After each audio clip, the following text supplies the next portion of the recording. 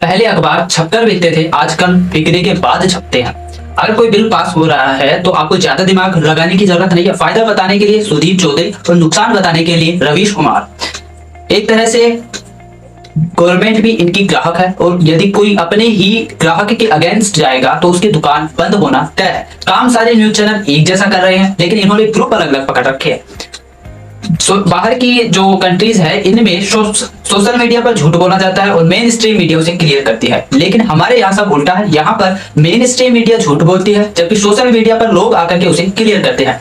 महात्मा गांधी जब जेल में थे तो उन्होंने अपने जो व्यूज थे, अपनी जो बातें थी, वो पहुंचाने के लिए किसी के घर घर नहीं गए थे, लोगों को अपने विचार इन्हीं न्यूज़पेपर्स के थ्रू पहुंचाए थे। तो यदि आज की जो इसीलिए जो हमारी न्यूज मीडिया है, इसे फोर्थ पिलर ऑफ डेमोक्रेसी भी कहा जाता है। और यदि जो आज की जो मीडिया है ये यदि पहले होती तो हम अंग्रेज इसे खरीद लेते और हमें ये विश्वास दिला दिया जाता कि जो ईस्ट इंडिया कंपनी है ये भारत के लोगों के लिए बहुत ही फायदेमंद है, इससे अच्छी कंपनी कोई हो ही नहीं सकती। साल 2022 की एक रिपोर्ट के अनुसार 180 कंट्रीज में से इंडियन मीडिया 150 रैंक पर है। जहां ताइवान और अफगानिस्तान जैसे जहां पर लॉ एंड ऑर्डर की धज्जियां उड़ी पड़ी है, वहां वो देश भी इंडिया से आगे है।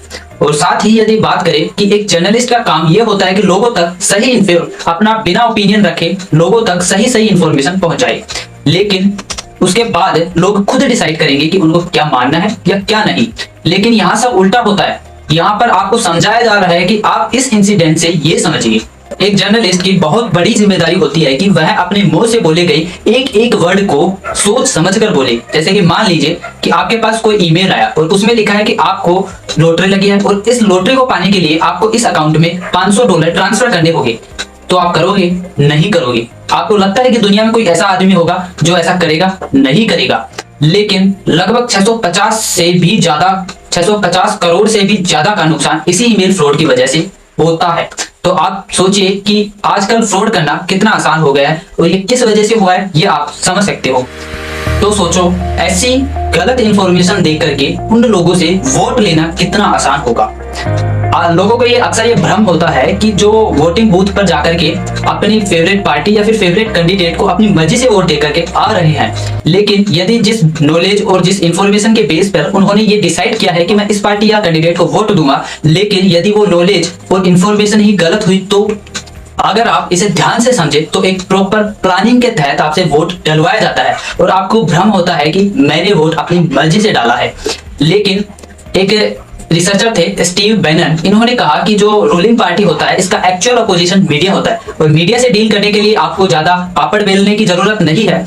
आप मीडिया पर कुछ भी कचरा फैला दीजिए, लोगों का ध्यान उस कचरे की तरफ होगा और उस कचरे की आड़ में आप अपना काम करके आसानी से निकल सकते हो।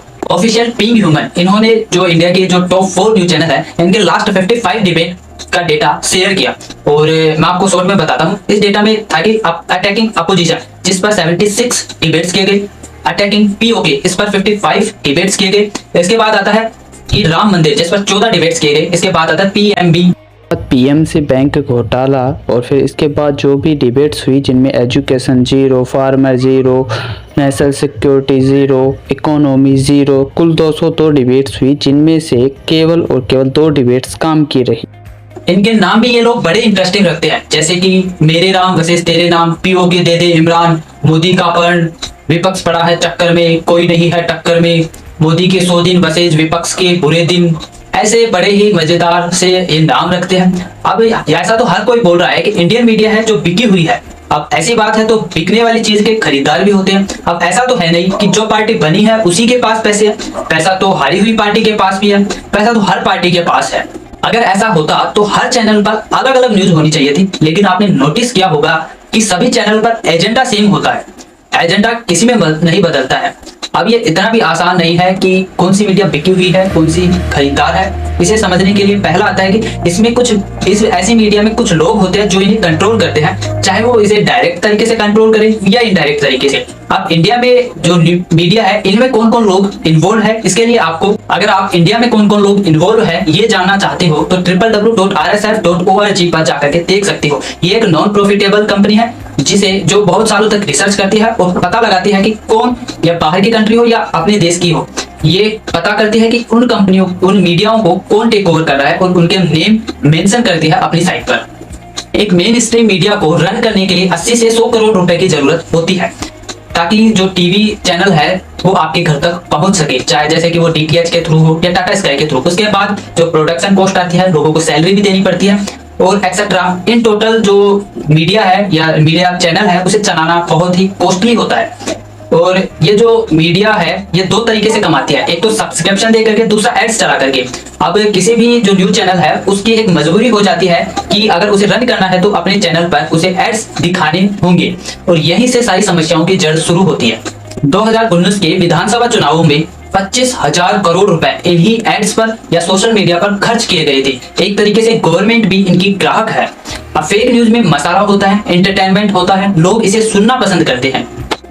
रिस्क कन्या, पाकिस्तान तेरे टुकड़े होंगे, आपकी जान पहचान भी। जब किसी व्यक्ति के चरित्र पर दाग लगता है तो जो बाहरी लोग होते हैं या सोसाइटी होती है उसका क्या हाल कर देती है, उसका जीना मुश्किल तक कर देती है। लेकिन जब कोई मूवी स्टार या फिर कोई एक्टर जेल से बाहर आता है तो वह बाहर आने के बाद पहले तो एक सुपरहिट मूवी देता है, फिर उसके बाद लोग उसे छूने के लिए मरते हैं।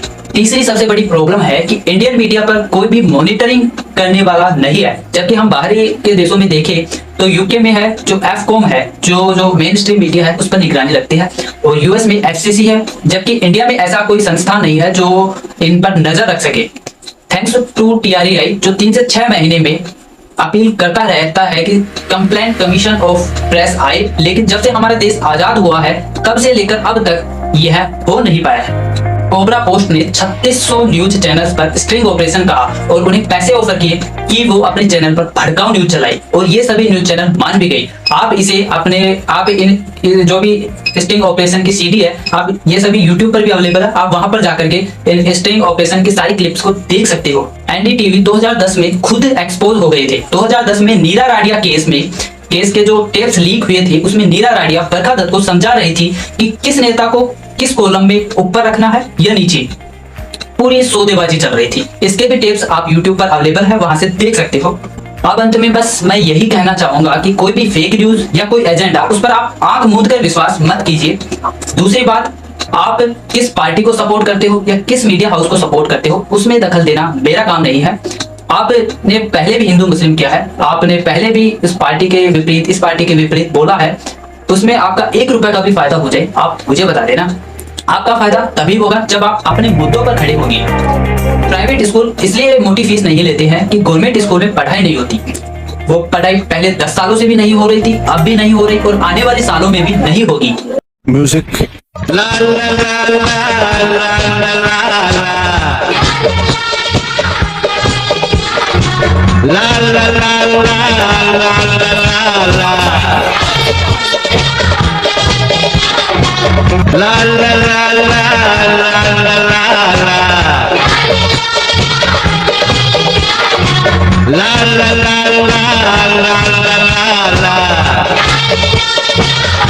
उठा के फेंक दीजिए टीवी को घर से बाहर। ना मोबाइल में देखिए ना दीवार पर चिपका के देखिए।